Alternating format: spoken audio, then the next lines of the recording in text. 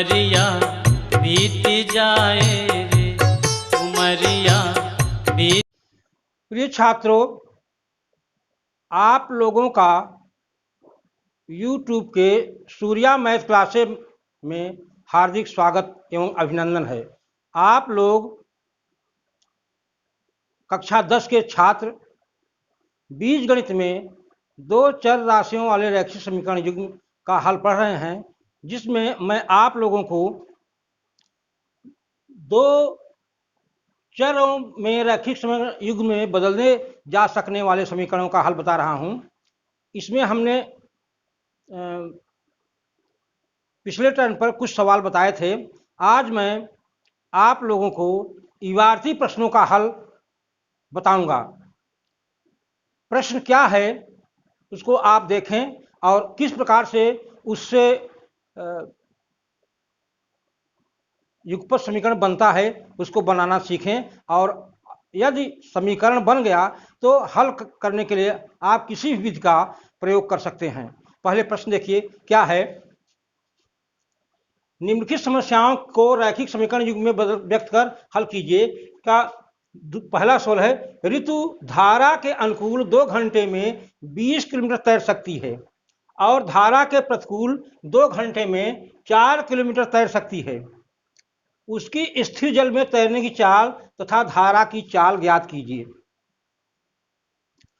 तो इस ऐसे प्रश्न के लिए आपको करना क्या है कि स्थिर जल में उसकी क्या चाल होगी ये मानना होगा और धारा की क्या चाल होगी। तो मान लीजिए स्थिर जल में तैरने की चाल x किलोमीटर प्रति घंटा है और धारा की चाल y किलोमीटर प्रति घंटा है।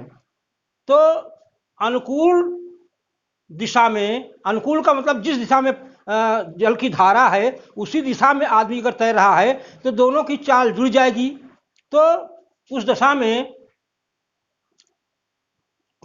अनुकूल दिशा में चाल कुल चाल हो जाएगी, मतलब इसको सापेक्ष चाल कहते हैं, x प्लस वाई किलोमीटर प्रति घंटा। और धारा की विपरीत दिशा में है, मतलब जिस दिशा में धारा चल रही है उसकी उल्टी दिशा में आदमी तैरेगा तो आदमी की चाल में धारा की चाल घटा दी जाएगी तो आदमी की चाल बचेगी। तो इसके लिए धारा की विपरीत चाल हो जाएगी x माइनस वाई किलोमीटर प्रति घंटा। यहाँ पर एक बात ध्यान देने की बात है कि अगर आदमी की चाल धारा की चाल से अधिक होगी तो वह तैर पार हो सकता है और नहीं तो फिर वह आगे नहीं जा सकता है।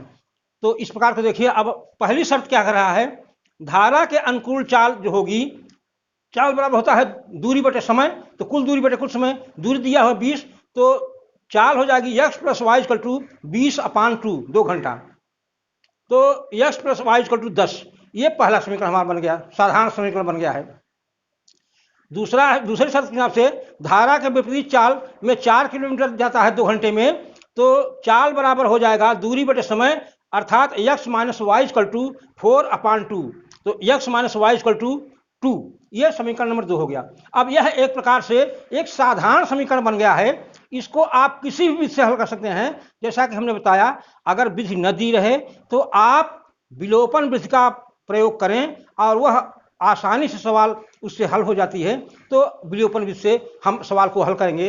यहाँ पर देखते हैं, पहला समीकरण है x plus y equal to 10, ये पहला समीकरण है, और x minus y equal to ये दूसरा समीकरण है। अब यहाँ पर y प्लस है, y माइनस है, जाहिर बात है कि जोड़ने पर y विलुप्त हो जाएगा, तो हो जाएगा 2x इक्वल टू 12। तो x इक्वल टू हो जाएगा 12/2 इक्वल टू 6। 6 मान हो गया x का।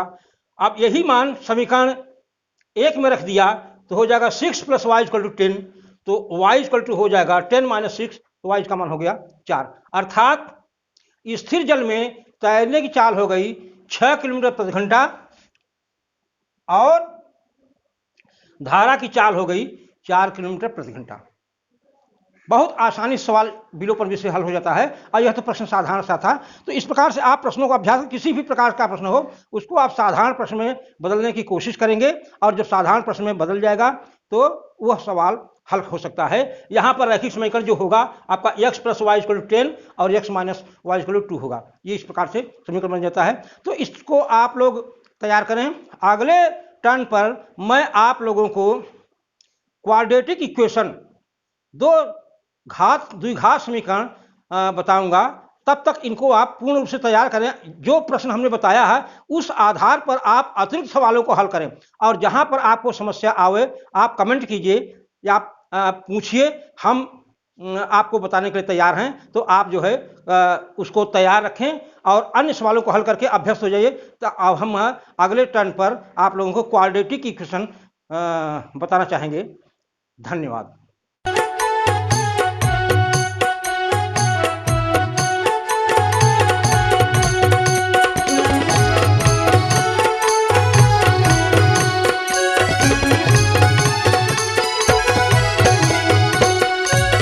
उमरिया बीत जाए